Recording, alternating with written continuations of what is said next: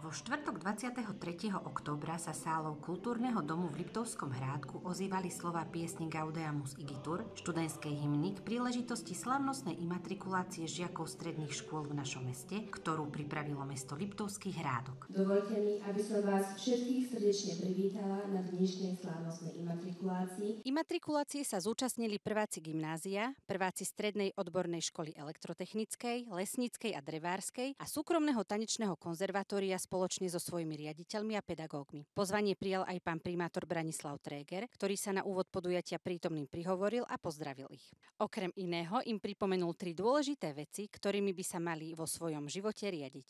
Tá prvá vec je, že správajme sa k sebe slušne a nikdy po ľuďoch nešľapme. To je tak povedané laicky, ale naozaj nikdy nezhadzujte tých ľudí, ktorí sú slabší, handicapovaní, možno trošku menej múdri, alebo podobne, vždy si ich cente, pretože je to ľudská bytosť, ktorá na tento svet patrí a zaslúži si vašu pozornosť. Druhá vec, veľmi dôležitá je, počúvajte všetky názory dookola, evidujte ich, vyhodnocujte ich, ale vždy sa riadte svojou hlavou, svojím úsudkom. To je veľmi dôležité v živote.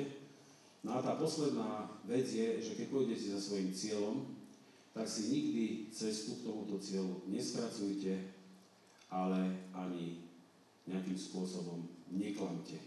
Pretože v takomto prípade svoj cieľ nedosiahnete, ale v prípade, že to budete rešpektovať a nebudete si zľahčovať cestu k svojmu cieľu, tak ho dosiahnete.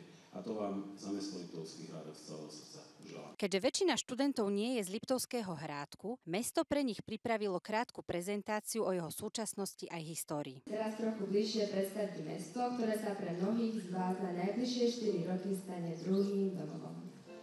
Hovoríme o najmenšom meste Liptova, o Liptovskom Hrádku. Je to mesto s bohatou históriou, krásnou prírodou, prajnými ľuďmi a živým študentským duchom. Veríme, že si k nemu postupne vytvoríte svoj vlastný vzťah. Nájdete si tu priateľov, nové zážitky či inšpiráciu.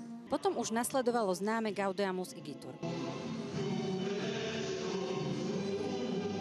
4 zástupcovia študentov, každý zo svojej školy, spečatili akt tohtoročnej imatrikulácie svojim podpisom do pamätnej knihy mesta, kedy sa študenti prvých ročníkov stávajú súčasťou cechu študentského. Po prečítaní sľubu ho študenti spoločne potvrdili slovami "Tak sľubujeme".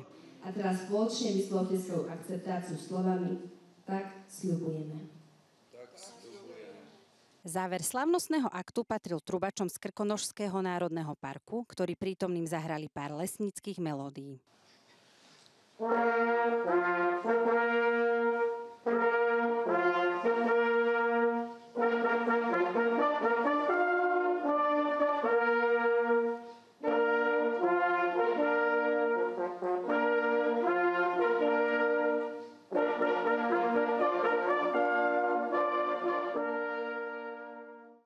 Pre televíziu Liptovský Hrádok Zuzana Kováčová.